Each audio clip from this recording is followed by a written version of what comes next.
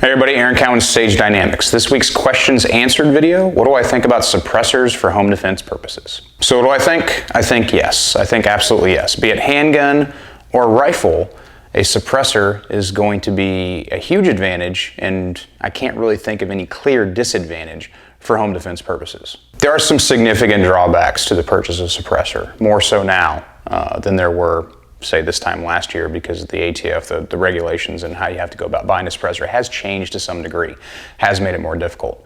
Another thing is everybody's got their fingers crossed hoping for the Hearing Protection Act to pass when it's just kind of sluggishly moving along, and well, it's kind of a different topic. But what we're talking about is we're talking about something that's going to lessen the sound of a gunshot. Everybody knows what a suppressor or a silencer is.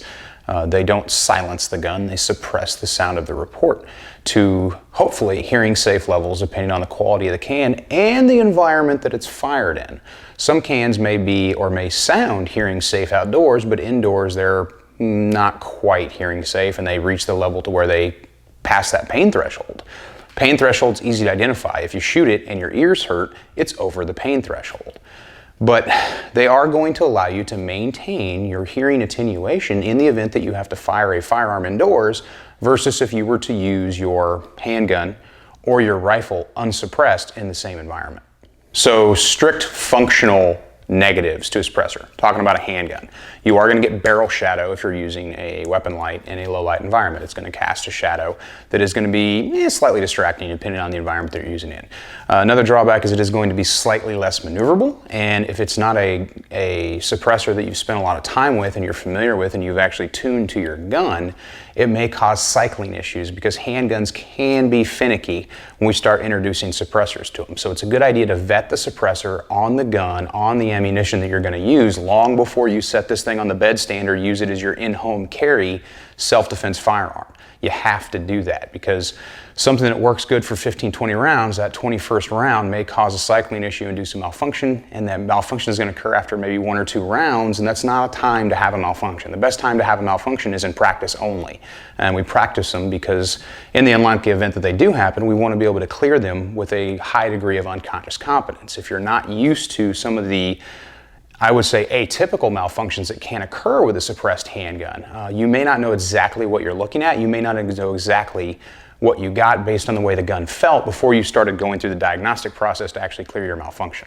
Drawbacks on rifles, it does increase length. If you have a 16-inch or a 14.5 inch with a pinned muzzle device, and then you add a 6 to 7-inch suppressor, it does become more Kentucky long gun than high-speed tactical operator AR. So it's going to be a rail increase. It's going to, or I should say, just a length increase. Now this is an 11-inch PWS. I've got the Dead Air Sandman S, the shorter version of the Sandman line, and it still presents roughly around within a few inches the same length as a unsuppressed 16-inch rifle. Because the rifle is somewhat less maneuverable indoors anyway, that's going to be your drawback, is going to be maneuverability. So practice, especially working the confined angles or the whatever angles your home has, is something that's going to be important as well. Can you maneuver the rifle effectively in that close geometry that you have in your home? My personal feeling is the rifle is a great home defense tool, but it's not necessarily going to be practical for 24-hour home defense, because if someone boots in your door at 10:30 in the morning thinking no one's home and you're in the kitchen drinking coffee watching the Wendy Williams show, where's your rifle? And that's why I'm a big proponent of home carry. Now that home carry is probably going to be however your concealed carry is, and it's going to be in the holster, which means it probably isn't going to have a suppressor on it. So then you factor in lifestyle choices. If you don't have small children and you can stage firearms in the house, keep a gun in a drawer, or just carry it around the house with you like you would your cell phone or whatever else you normally take with you from room to room when you're doing whatever it is you're doing during the day when you're at the house.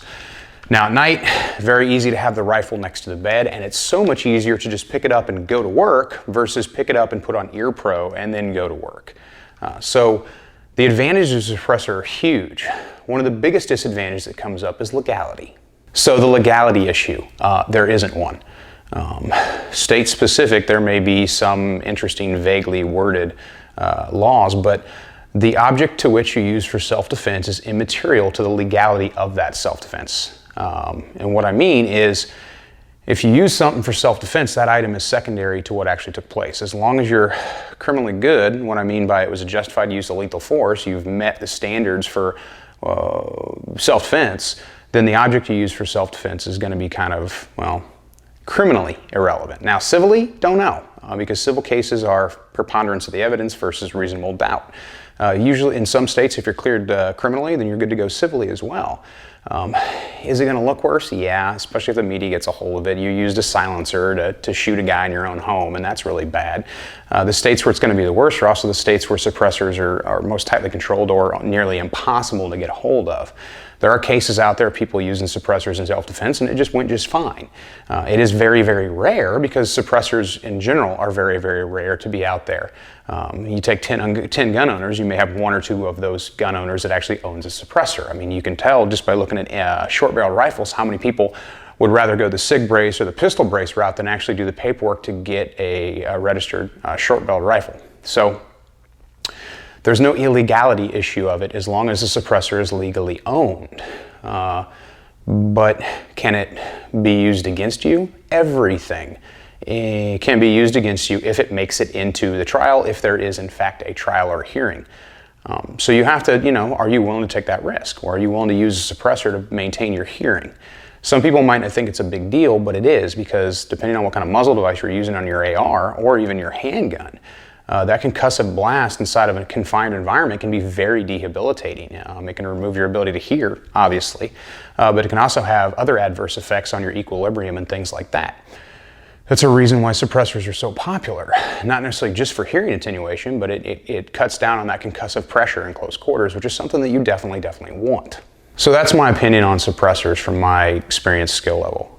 If you want more specific details about the legality of it, I suggest you talk to an attorney in the state that you live in, and they'll be able to further guide you. But you can also get on Google and do some searching, especially state specific, and see what, if any, cases exist where someone used an NFA item, suppressor, for self-defense and how things actually progressed for them and what the actual elements of the case were, not just looking at what the actual decision was, but what led up to that decision actually taking place, and see if that situation kind of jives with your idea of just general self-defense and what your context is in using that firearm for self-defense in the environment that you're in.